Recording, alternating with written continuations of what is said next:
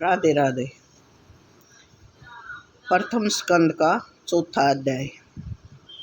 आज हम प्रथम स्कंद का चौथा अध्याय करेंगे। सप्ताह सौरों में भगवान का प्रकट होना तथा गोकर्ण की उत्पत्ति का वर्णन। सूत जी बोले, हे ऋषियों, श्रीमद् भागवत की कथा में भक्ति, ज्ञान और वैराग्य तीनों सम्मिलित होने से कथामृत बरसने लगा। उस आनंद में प्रसन्न होकर भक्ति के वशीभूत भगवान श्री कृष्ण स्वयं वहाँ खिंचकर अपने भक्तों को आनंद देने के लिए अपूर्व छवि से पधारे। कंठ में वनमाला, मेघवर्ण, मनोहर पीताम्बर, कटी का आछनी धारण किए हुए, सिर पर मुकुट, कानों में कुंडल, बाकी छवि में भक्तों के चित्त को चुराने लगे। उनके उस रूप माधुरी को देखकर भक्तजन अति आनंद विभोर होकर एकटक उनकी ओर देखने लगे और अपने तन मन तथा आपे को भूल गए। दसों दिशाओं में जय जयकार की ध्वनि होने लगी। पुष्पों की वर्षा आकाश से होने लगी। शंख, घंटा आदि चारों ओर होने लगी। सभी भक्तजन अपूर्व आनंद में मगन हो गए। ये देखकर नारद जी बोले, हे संत शिरोमणि, मैंने भगवान की भक्ति का अपूर्व आनंद आज कथा श्रवण में प्राप्त किया है। इस कलिकाल में हमने इससे बढ़कर उत्तम और कोई कथा नहीं है। संपूर्ण पापों को इस प्रकार जला देती है जिस प्रकार रुई के ढेर को अग्नि जला देती है। हे मुनीश्वरों, अब आप ये बताने की कृपा कीजिए कि इस कथा श्रवण से कौन कौन पवित्र हो जाते हैं। सनकादिक बोले, हे नारद जी, पातकी से पातकी एवं कुटिल से कुटिल मनुष्य इस कथा श्रवण में तर जाता है।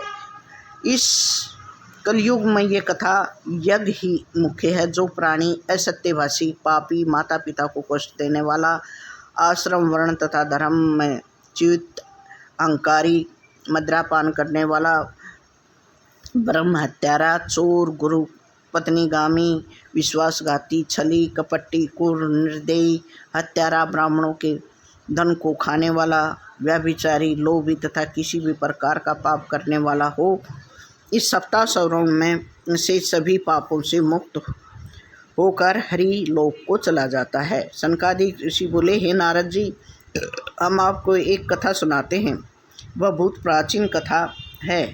प्राचीन काल में तुंगभद्रा नदी के किनारे एक अति रम्य नगर था।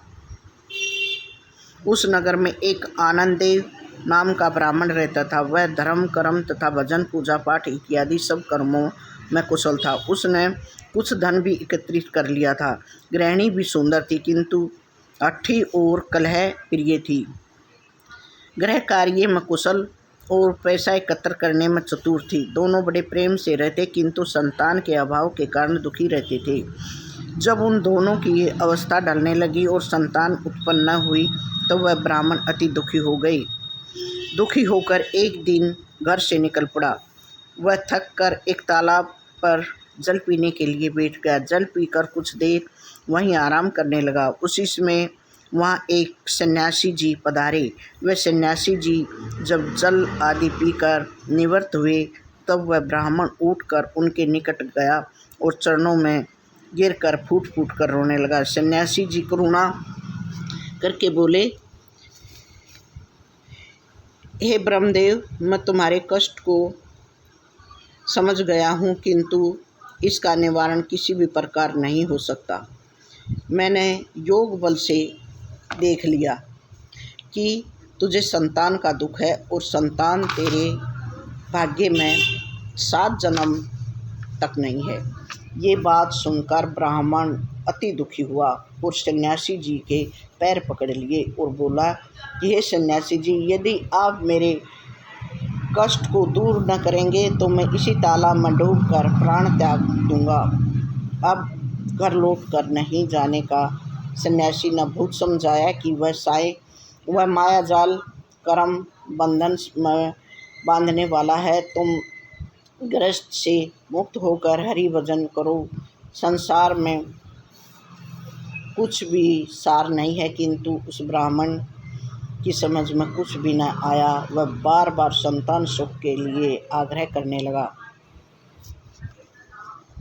तब सन्यासी जी ने अंत समय में प्रसन्न होकर ब्राह्मण से कहा, अच्छा, यदि तू नहीं मानता है तो ले, यह फल तुझे देता हूँ। इसे तेरी पत्नी खा लेगी तो उसके एक पुत्र अति सुंदर, बुद्धिमान, माता पिता की सेवा करने वाला होगा। तेरी पत्नी नियम संयम से रहेगी तो उत्तम ज्ञान वाला पुत्र उत्पन्न होगा। इतना कहकर सन्यासी जी उस ब्राह्मण को फल देकर चले गए। वह ब्राह्मण भी घर लौट आया। उस ब्राह्मण ने वह फल लाकर अपनी स्त्री को दे दिया और उसे सब वृत्तांत सुनाकर कहीं परदेश चला गया। उस ब्राह्मणी ने सोचा कि यदि मैं इस फल को खाऊंगी तो मेरे पेट में बच्चा पड़ जाएगा, मेरा पेट फूल कर बड़ा हो जाएगा, चलना फिरना, आहार विहार सभी जाते रहेंगे। 9 मास तक कष्ट सहना पड़ेगा। वह कष्ट भी सहन कर लिया जाएगा, किंतु प्रसव का कष्ट सहना अति दुर्लभ है। महान दर्द उत्पन्न हो जाता है। यदि बच्चा टेढ़ा उल्टा पड़ जाए तो उदर से निकलना कठिन हो जाएगा, फिर तो मेरे प्राण भी निकल जाएंगे। मैं सुकुमारी हूँ, ऐसी भयंकर उदर पीड़ा मुझसे कैसे सहन हो सकेगी। मैं उधर प्रसव मरूंगी। उधर नंद रानी, देव रानी सब मेरे घर को लूट कर ले जाएंगी और मुझसे तो सन्यासी के बताए हुए नियमों का पालन भी होना कठिन है। यदि किसी प्रकार बच्चा पैदा भी हो जाएगा तो उसका पालन पोषण करना मेरे लिए अति दुर्लभ है। उस कष्टों से मुक्त रहने वाली विधवा व बांधवी अति उत्तम है। ऐसा सोचकर उस ब्राह्मणी ने उस फल को अपनी गाय को खिला दिया। जब उसके पति ने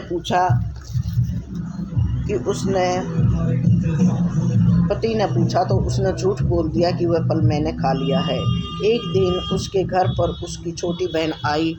उसने न पति से झूठ बोलने वाली बात कही। तब उसकी बहन बोली, कोई चिंता की बात नहीं है, मेरे पेट में गर्भ है, मैं उस बच्चे को चुपचाप तुझे दे दूंगा। तू उसे अपना बच्चा ही प्रकट कर देना। उसके बदले में मेरे पति को कुछ धन तू दे देना। मैं तेरे घर आकर उसका लालन पालन कर लूँगी। ये बात सुनकर ब्राह्मणी अति प्रसन्न हुई। तत्पश्चात उस ब्राह्मण की बहन के पुत्र उत्पन्न हुआ और उसने चुपचाप कुछ धन देकर स्वयं रख लिया। उसका पति अति प्रसन्न हुआ। तब वह अपने पति से बोली कि मेरे सतनों में बच्चे के लिए दूध नहीं उतरता है, इसलिए मेरी बहन को बुलवा लिया जाए। उसके भी बच्चा उत्पन्न हुआ था, किंतु वह मर गया। ब्राह्मण ने ऐसा ही किया और उस बच्चे के लालन पालन के लिए ब्राह्मणी की छोटी बहन धुंधली बुलाई गई।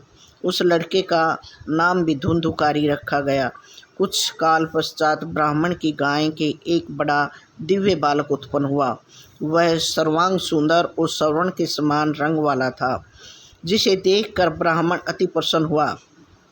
सारे नगर में यह चर्चा फैल गई कि अब आत्मदेव ब्राह्मण के दिन फिर गए हैं। उसकी स्त्री के भी पुत्र उत्पन्न हुआ और गाय के भी एक दिव्य बालक का जन्म हुआ है।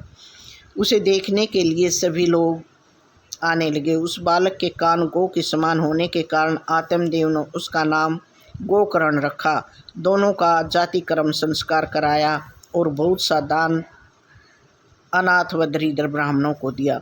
कुछ समय बीतने पर दोनों बच्चे युवा हुए। उधर में धुंधकारी बड़ा हुआ, दुष्ट, हत्यारा, चोर व व्यभिचारी हुआ और गोकर्ण बड़ा पंडित, विद्वान, ज्ञानी, माता पिता का भक्त बना। उस धुंधकारी ने अपने पिता की सारी संपत्ति वेश्याओं को दे दी। माता पिता के मना करने पर उनको मारने पीटने लगा। दिन रात शिकार की टोह में रहता था, मांस और मद पान करता था। पुत्र के इन कुकर्मों को देखकर आत्मदेव ब्राह्मण अति दुखी होकर रोने लगा और बोला कि ऐसी संतान से निसंतान ही भला था। अब मैं क्या करूं, कहाँ जाऊं, कहाँ रहूं। इस प्रकार विलाप करने लगा। तब गोकर्ण ने उसको समझाया और अपने पिता को वैराग्य का उपदेश दिया। ब्राह्मण ने गोकर्ण की बात मान ली और संसार की ममता को त्याग कर वह वन को चला गया। इस प्रकार आत्मदेव से वैराग्य लेकर अपने चित्त को शिथिल किया और भगवान की सेवा पूजा में रत रहकर श्रीमद् भागवत के 10वें स्कंद का पाठ नियम पूर्वक करता हुआ भगवान श्री कृष्णचंद्र में जा मिला। राधे राधे।